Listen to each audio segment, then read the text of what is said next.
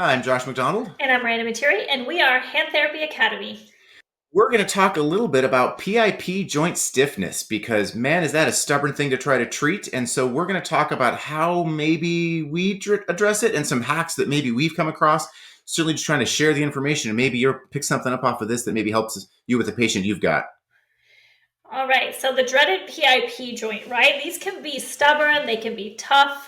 And I think you and I have both learned a lot of tips from our patients as well as other practitioners that we're always happy to share. So, what is, say, you have a stiff PIP joint, and I think it's usually a little harder to get extension. So, let's go after that first. What are you doing to get extension back? One of my, it's not a fancy tip, it's not a trick, it's not some hack or something. It is the consistency of doing home program stuff. I like joint blocking. I'll tell patients joint blocking, and I'll obviously show them it's either joint blocking for flexion or reverse joint blocking for extension, where they're blocking that MCP in flexion and actively extending it and holding it for 3 seconds and then relaxing and holding for 3 seconds, relaxing. I'll say that needs to be your new nervous tick. That needs to be something that every stoplight you're doing a couple of times, every time you line at the grocery store, when you're watching TV, every commercial break, like there needs to be no more than 30 minutes removed from you doing a couple of reps of that to try to get that joint rocked free if it's a capsular tightness, or maybe some central slip activation, or just getting them consistent and following through with that and not like, yeah, I think I did that once yesterday, but Yeah. this needs to be you doing all the time. And I think you saying, just to reiterate, that their MCP flexed and extending their PIP, that is hard to show people. Like, do you have any tips? Like, I show them in the clinic, and sometimes if they don't get it, I'm showing them with like a popsicle stick or a relative motion splint. Like, what do you show them so they like grasp the concept of keeping their MCP flexed? Yeah, yeah. I'll show them with my hand, and then I'll do hand over hand on them, and then I'll put their hand on them and show them what that looks like. And some patients do better with it up in space. Some patients do better with their pinky on the table and rest it on their lap or the armrest of the car or whatever.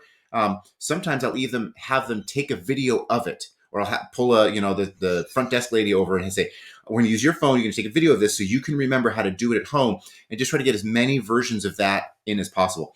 We'll talk about relative motion. That's another super successful way to work on PIP stiffness. But yeah, lots and lots of repetition in the clinic. Because oftentimes they'll just try to extend at the MCP, right? So when they're Yeah, extending at the MCP, it doesn't isolate the central slip as much, and I feel it doesn't work quite as well. yeah, yeah. So that reverse joint blocking is a little tricky, but if they get it, it's something that can be very effective moving forwards. Okay. Yeah. How about you? What's your kind of go to? Usually for any PAP joint stiffness, because of the frequency that they have to do it at, right? Like you're telling them you need to do this all the time. My go to is usually always the RMO because if they're bending their hand and they have that splint in the relative position, then they're going to be successful, right? So if we're working on extension, say it's extension of the long finger, then that long finger needs to be held in relative flexion compared to the other joints. And then they're doing essentially reverse joint blocking when they're opening and closing their hands throughout the day. So I really like that. I think sometimes getting patients to buy in and getting a comfortable one is key, right? So you have to really explain why this works and then making sure that you're making a good RMO because if it's not a good RMO, they're going to hate wearing it. Yeah, no one's going to wear an uncomfortable splint, especially in those web spaces. That can get really like uncomfortable, pinching, rubbing. So yeah, it's got to be a comfortable version of an RMO. Yeah. Yeah. And then talking about with flexion, I like it too, so then you just put that joint in relative extension compared to the other joints to work on more flexion of the PIP joint. Yeah. Yeah. If I've got a patient who's establishing a little bit of a flexion contracture of that PIP, I will sometimes, for the right patients, I'll use an LMB for them. And I'll send them home with it, give them instructions 3 times a day for 30 minutes as our target.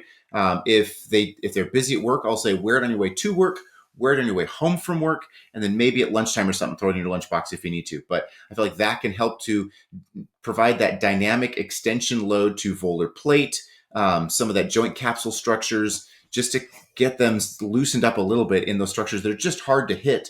But that can be an intense thing. And so not everyone's quite ready for that if they're still very painful. Yeah, and so if people don't know what an LMB is, can you explain that to them?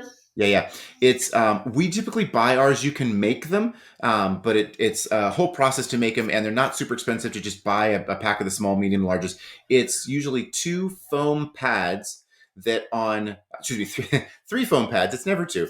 It's three foam pads that go on volar surfaces of the finger, and then a central one that goes on the dorsal and just proximal to that apex of the PIP joint, and spring loaded. So I got a wire on either side that spring loads and pulls that finger into extension. I can flex it to loosen the tension or flex it to increase the tension, depending on how much I want for that patient. And they slide it on, and it provides a dynamic extension load to that PIP joint. Yeah, so that is the L and B. What about joint jacks? Are you using joint jacks at all? I'm not. It's been a long time since I had a doctor ask for them. I've got like two or three in case someone does ask for them. But if you don't know what that is, it's this. It's kind of a metal stay that goes on the volar side of the finger, and then there's a strap that goes over PIP, and you've got a thumb screw that you twist, and it just looks medieval. Enough of the stuff we give patients is a little intense, and they talk about the torture devices we give them. This one literally looks like a torture device. So I feel like it's a little bit more intense than most of my patients are up for. I don't know. Do you use them? I don't. I would sometimes I'll get an order for them, so I'll give it to the patient. But my favorite, probably for a PIP flexion contracture beyond a relative motion splint, is serial casting. So I love serial casting to get them an extension. I feel like you can do it gentle, you can do it over time, and there's something about the plaster that really decreases their edema. So I would much rather use a removable serial cast than a joint jack. Okay. Do you feel that when you do serial casting, you lose any? That's okay. If you do serial casting, do you feel like you lose any flexion while they're casted into extension? Well, so that's the thing. If I am worried about that, I'll make the cast removable. So I'll put like I'll have them dip in paraffin before I put the cast on so they can slide it on and off and do flexion exercises. But if I'm not worried about that, like if it's a younger person, I'll just go directly to a serial cast and change it out once a week. Do you worry about that?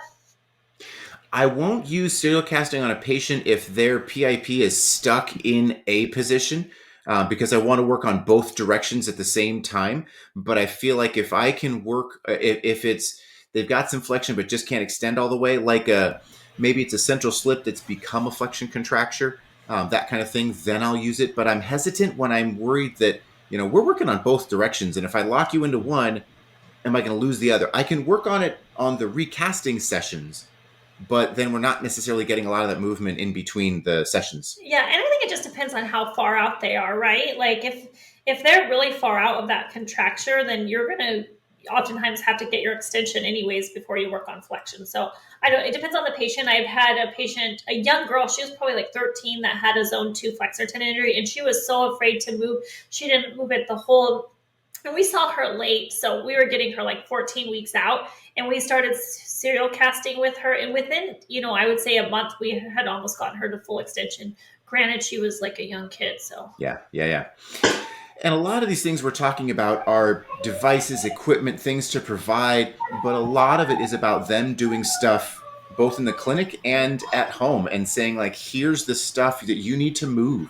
And stiffness gets better with movement. So whether it's done with a relative motion orthosis on or home program training, sometimes I'll make like an exercise splint that's a little like sugar tongue style DIP immobilizer and say, I want you to squeeze on things and pull into things. So I'm really blocking that DIP joint. So much more of that load of FTP and FDS is directed at the PIP. I'll do the same thing opposite. If I'm working on DIP, I'll make a PIP immobilizer, but trying to get that load, get the patient moving as much as we can, because movement begets more movement and kind of works past that stiffness. yeah, I think that's a good point. If the patients aren't doing what you're asking them to do, there's no point in throwing more at them, right? Like you really need to see, are they being consistent with what I gave them last session before we try something more aggressive? Because if they're not doing it, then you need to go back and revisit why they're not doing it. Like, why are you having difficulties with this? And what can we do to help, make this more achievable? And sometimes it's not that it's not important to them. They either don't understand or they just haven't grasped like this needs to be pervasive in your world in order to get past the problem. And not just I did it a couple of times. Like if this is a big deal, we need to keep consistent with it. And so helping them find success. Right. Yeah, definitely. All right. I think that covers all things PIP joint stiffness. If you have any questions, you can email us info@handtherapyacademy.com, or you can find us at Hand Therapy Academy on Instagram.